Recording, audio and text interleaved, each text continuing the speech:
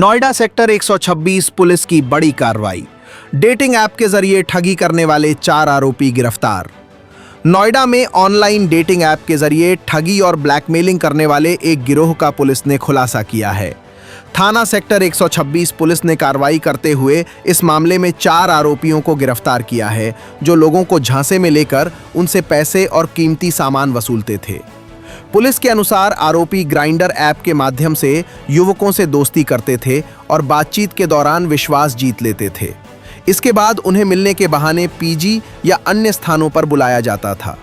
वहां पहुंचने के बाद आरोपियों द्वारा पीड़ित को आपत्तिजनक स्थिति में फंसाकर चुपके से उसका वीडियो बना लिया जाता था। देखिए, पुलिस आयुक्त महोदया के निर्देशन में नोएडा जोन में अपराध एवं अपराधियों के विरुद्ध लगातार कार्रवाई प्रचलित है।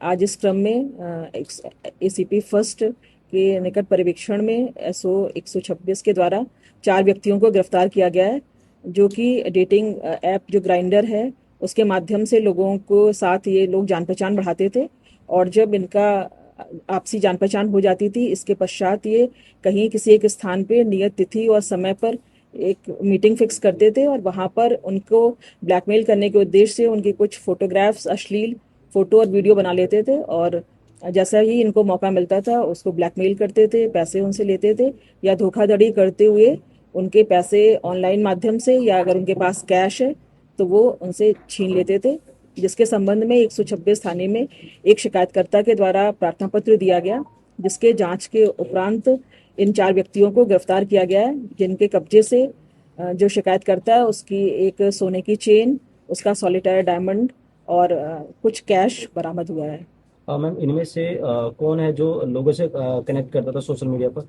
देखिए, इसमें से 4 व्यक्ति गिरफ्तार किए गए, जिसमें कि सुशांक नामक व्यक्ति और रोहित जो हैं ये मास्टरमाइंड के रूप में कार्य करते थे, जो कि ये चारों मिल करके एक सुनियोजित गैंग बना करके और डेटिंग ऐप के माध्यम से जो लोग होते थे जो इनसे जुड़ते थे उनसे ब्लैकमेल करना, उनसे धोखाधड़ी करके उनसे पैसे छीनना और उनसे पैसे ठग लेना, इस प्रकार का ये कार्य कर रहे थे। ठीक, थैंक यू।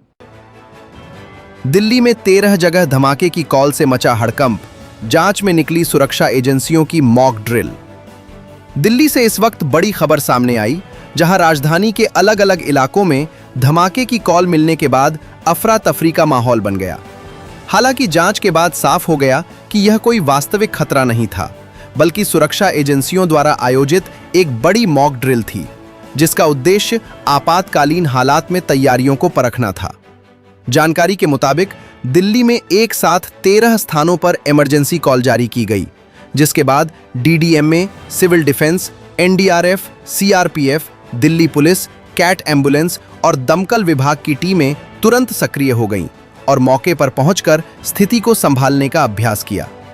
इस दौरान पूरे शहर में हाई अलर्ट जैसा माहौल देखने को मिला। पूर्वी दिल्ली में जिला मजिस्ट्रेट के सिंचाई एवं बार नियंत्रण भवन को इस मॉक ड्रिल का मुख्य केंद्र बनाया गया।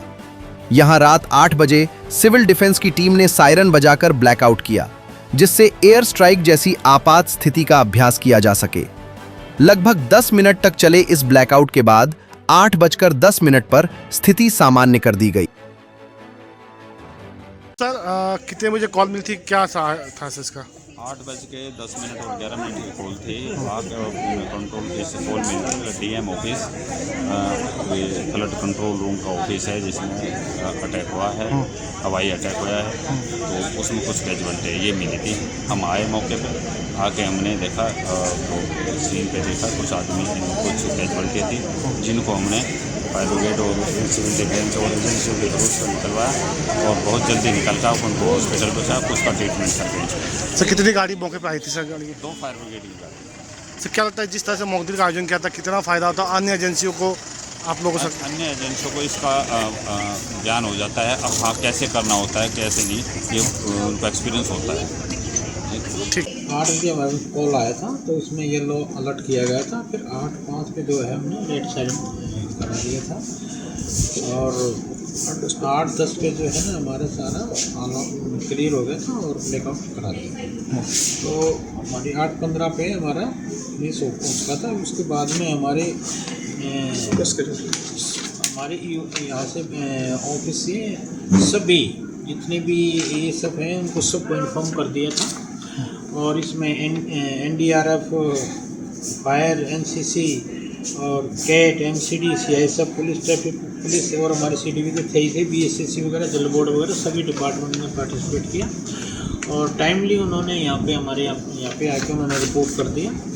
और इससे हमारा इसमें जो था तो टोटल 10 से 4 मेजर इंजरी थी और 6 माइनर थी। जो मेजर थी उनको हमने हॉस्पिटल में शिफ्ट कर दिया। सर ये इस जो मॉडल का आयोजन किया गया था, क्या पर्पज़ था? एयर अटैक पर था, क्या था सही? इसलिए बीच बीच में करते रहते हैं, मतलब वो अगर कोई भगवान ना करे कोई इस तरह का इंसिडेंट होता है तो उसके लिए हमारा डिपार्टमेंट, हमारी कितनी तैयारियां हैं और हम कितने स्पीड में हम रिस्पॉन्स करते हैं, कितने स्पीड में हम वहाँ पे पहुँच पाते हैं, तो वो सारी चीज़ें देखते हैं। अगर उसमें कोई प्रॉब्लम है या कुछ है तो हम ताकि अपने उसमें हम उनको ठीक कर पाएँ, हम हमारी जो कमियाँ हैं तो हम उनको दूर कर पाएँ, तो इसलिए हमें मॉडल का बीच बीच में करते रहते हैं। ठीक है। मस्जिद के वुजू खाने की छत पर चढ़कर लहराया भगवा। शोभा यात्रा के दौरान तुगलकाबाद में भड़काऊ हरकत। तुगलकाबाद गांव में बीते दिन निकली एक शोभा यात्रा के दौरान कुछ युवक धार्मिक स्थल की टिन शेड पर चढ़कर झंडा लहराने लगे। घटना के दौरान ही गश्त पर निकले स्थानीय पुलिस के जवानों ने कार्रवाई करते हुए युवकों को टिन शेड से उतारा और कार्रवाई करते हुए 2 युवकों को हिरासत में ले लिया। समय रहते पुलिस के हस्तक्षेप से संभावित विवाद टल गया और स्थिति को शांतिपूर्ण ढंग से संभाल लिया गया। बाद में घटना का वीडियो इंटरनेट मीडिया पर प्रसारित हो गया। वीडियो प्रसारित होने के बाद दिल्ली पुलिस ने लोगों ने शांति बनाए रखने की अपील करते हुए मामले में उचित कार्रवाई का आश्वासन दिया है। पुलिस अधिकारी ने बताया कि घटना कल दोपहर करीब 1 बजे की है, जब इलाके से एक धार्मिक शोभा यात्रा गुजर रही थी। इसी दौरान कुछ युवक पास स्थित एक धार्मिक स्थल की टिन शेड पर चढ़ गए और वहां झंडा लहराने लगे। इस हरकत को देख स्थानीय लोगों में नाराजगी फैल गई और माहौल तनावपूर्ण हो गया।